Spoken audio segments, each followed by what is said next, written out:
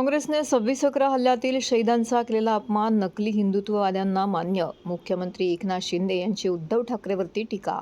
विजय वडेट्टीवारांनी 26/11 हल्ल्यातील शहीद पोलिसांबाबत केलेल्या संतापजनक वक्तव्यावरती काँग्रेसच्या मांडीला मांडी लावून बसलेले नकली हिंदुत्ववादी गप्प का, अशी खरमरीत टीका मुख्यमंत्री एकनाथ शिंदे यांनी उद्धव ठाकरेंवर केली आहे. ठाण्यामध्ये आयोजित करण्यात आलेल्या पत्रकार परिषदेत मुख्यमंत्र्यांनी काँग्रेस का हात पाकिस्तान के साथ असा घणाघात केला. यावेळी मुख्यमंत्री म्हणाले की विजय वडेट्टीवारांनी 26/11 हल्ल्यातील शहीद पोलीस आणि मृत्युमुखी झालेल्या निष्पाप मुंबईकरांबाबत केलेलं वक्तव्य प्रचंड चीड आणि संताप आणणारं आहे.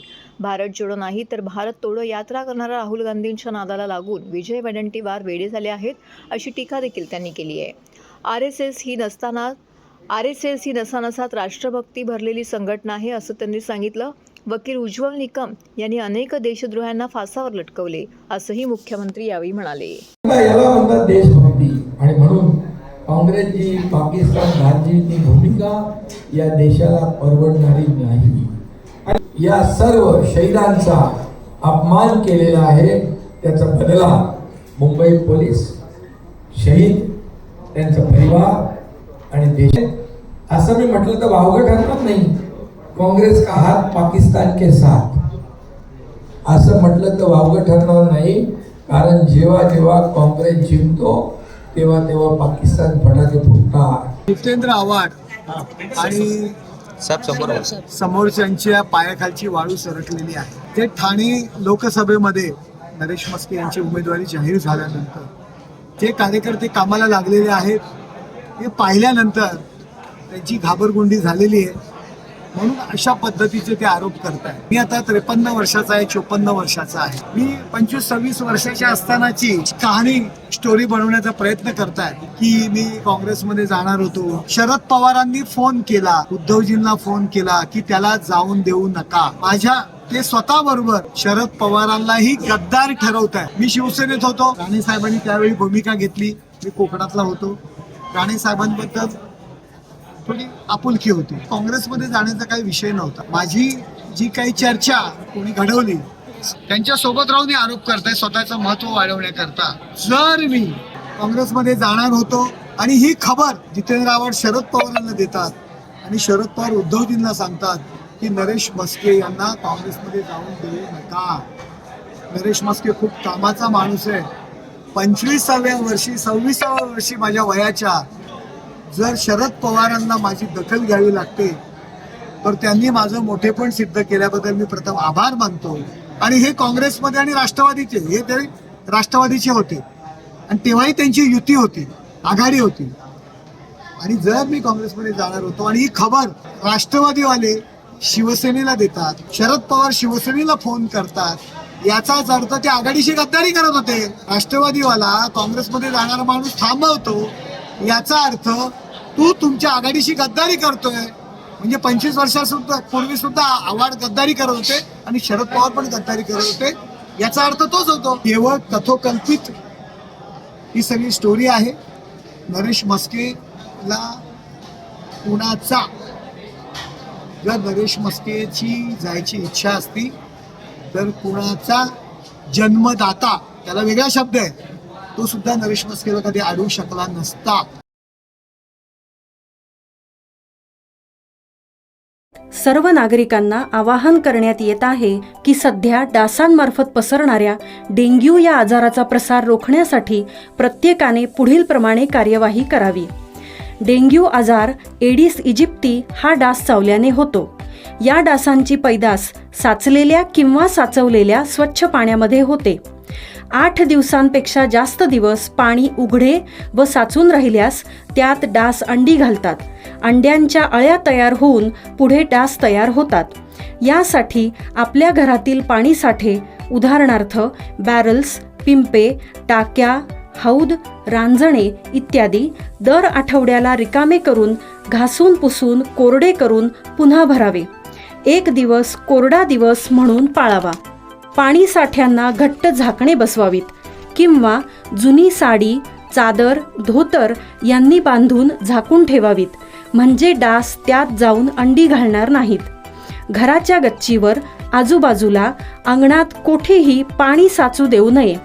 भंगार सामान उघड्यावर टाकू नये.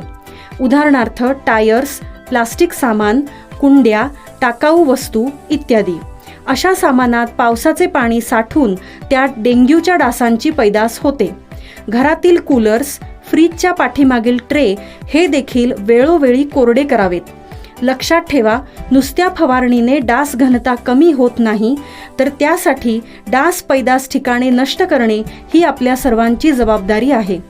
कोणताही ताप अंगावर न काढता जवळच्या शासकीय रुग्णालयात मोफत औषधोपचार घ्या. अशा प्रकारे नागरिकांनी सहकार्य केल्यास डेंग्यूचा प्रसार रोखणे सहज शक्य आहे.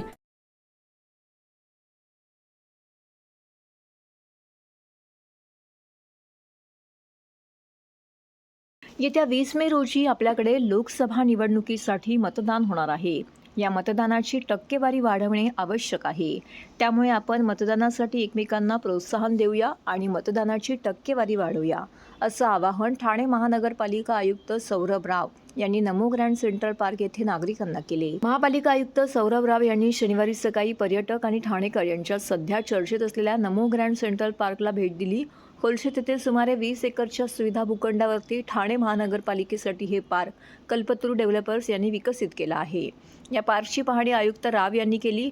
त्यामुळे तेथे उपस्थित असलेल्या नागरिकांशी आयुक्त राव यांनी संवाद साधला. सोबत मतदानाचा संदेश देणारा EVMच्या रूपातील मॅस्कॉट हाही होता.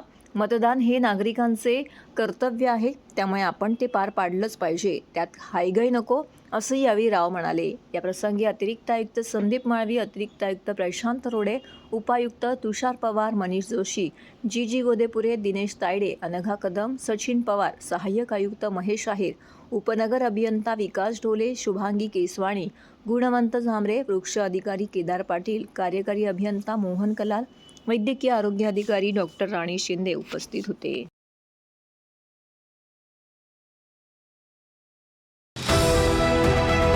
TJSB सौर शक्ती कर्ज, गो ग्रीन, करा वीज बिलावर बचत.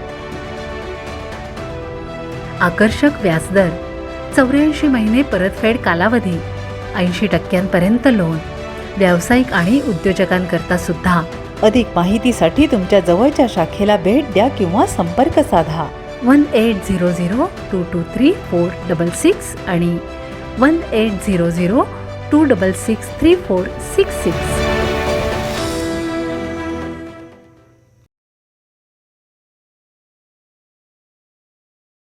शिवसेना नकली म्हणणारेच बेअकली, उद्धव ठाकरे यांचा नवी मुंबईत भाजपावरती हल्लाबोल. राजन, मला खात्री आहे की हिंदू हृदय सम्राटांना आणि धर्मवीरांना सुद्धा तुमचा अभिमान वाटत असेल, कारण शिवसेनेचे ठाणे आणि ठाण्याची शिवसेना आहे. काही जणांना मस्ती आली आहे. त्यांना वाटतं की ठाणे आपली खाजगी मालमत्ता आहे. ती मस्ती उतरवण्यासाठीच मी आलो आहे.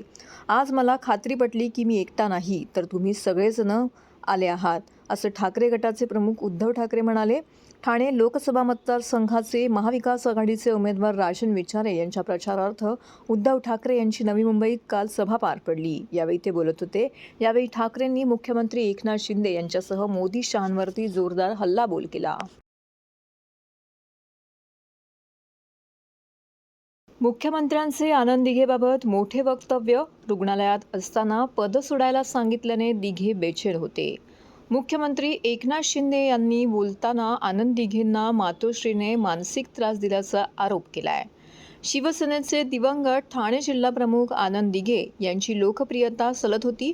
यामुळेच त्यांना पदावरून बाजूला करण्याचे कारस्थान आणि डाव होता आणि रुग्णालयात असताना त्यांना तसा निरोपही आला होता. त्यामुळे दिघे बेचैन होते, असा गौप्यस्फोट मुख्यमंत्री एकनाथ शिंदे यांनी ठाण्यामध्ये बोलताना केला आहे. तसेच धर्मवीर चित्रपटात आधी काही गोष्टी खऱ्या दाखवल्या नव्हत्या, परंतु आता पुढच्या भागात सगळे खरे दाखवणार, असंही ते म्हणाले. ठाणे लोकसभा मतदारसंघातील शिवसेनेचे उमेदवार नरेश म्हस्के यांच्या निवडणूक प्रचारार्थ सोमवार टिपटॉप प्लाझा येथे महायुतीचा मेळावा आयोजित करण्यात आला होता. यामध्ये मुख्यमंत्री एकनाथ शिंदे यांनी उपस्थितांना मार्गदर्शन करताना आणि त्यानंतर पत्रकारांशी बोलताना त्यांनी आनंद दिघेंना मातोश्रीने मानसिक त्रास दिल्याचा आरोप केला आहे. ठाणे आणि पालघर जिल्हा हा एकच होता. त्याचे नेतृत्व आनंद दिघे हे करत होते. त्यांना मातोश्रीने पद आणि जिल्हा सोडायला सांगितले होते, परंतु दिघे यांनी पद आणि जिल्हा सोडला तर आपल्यासोबत एकही माणूस राहणार नाही असं अनेकांनी त्यांना सांगितले. त्यानंतर त्यांनी निर्णय मागे घेतला असा गौप्यस्फोट मुख्यमंत्री एकनाथ शिंदे यांनी केला आहे. मला काही लोक विचारतात काय नरेश मस्के आणि राजन विचारे, राजन विचारे कुणाला निवडून येत होता? अरे हे कार्यकर्ते दिवस रात्र मेहनत करत होते बिना पैशाचे, पैसे पण देत नव्हता, वडापाव पण पैसे काढून घेतच नाही. आणि या ठाण्यात दिघे साहेबांचं नाव न घेता आपल्याला पुढे जाता येत नाही. नरेश मस्केंनी सांगितलं खरं म्हणजे मगाशी की काय ते उत्सव आपल्या पुढे नेले ना, नवीन उत्सव केले, देवीचा उत्सव, गोविंद उत्सव आणि काय आणखी सर्व परीक्षा. अरे डुप्लिकेट काम करून असली होता येते का? नाही होत आहे. आणि म्हणून राजनचा सीझन आता संपला आणि नरेशचा विजय होणार चांगला.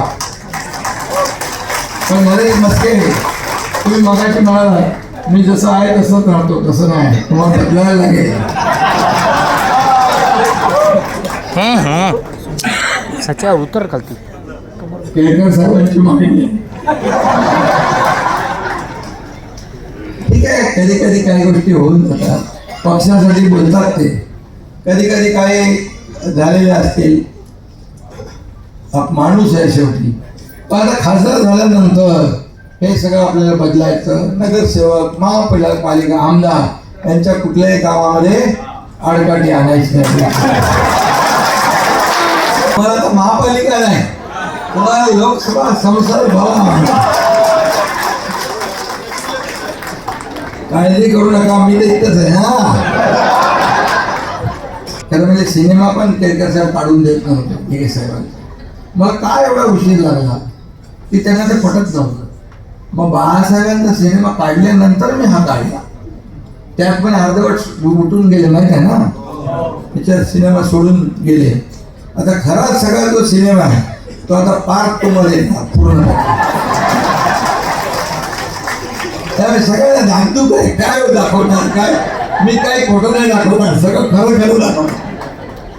दिवस कोणाला भेटले नव्हते. एवढा त्यांचा मानसिक त्यांना जे काही त्रास झाला त्याच्या मागे कोण?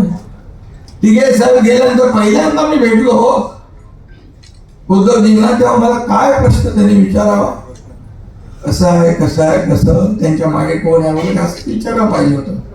ते म्हणाले आनंद दिघे प्रॉपर्टी कुठे आहे, प्रॉपर्टी कुठे आहे. मला त्यांची प्रॉपर्टी फकीर माणूस सगळं वाटणारा दोन्ही हाताने त्या शाखेमध्येच राहणार ना, त्यांचं घर ना बिल्डिंग काहीच नाही. मला फार त्यावेळेस वाटलं आपण चुकीच्या ठिकाणी आलो, परंतु शेवटी नाईलाज काम करावं लागलं. आणि म्हणून या सगळ्या गोष्टी ज्या सांगण्याचा उद्देश एवढा आहे की दिघे साहेब हा ठाणे जिल्हा आहे आपला, आनंद दिघे साहेबांचा बालेकिल्ला आहे.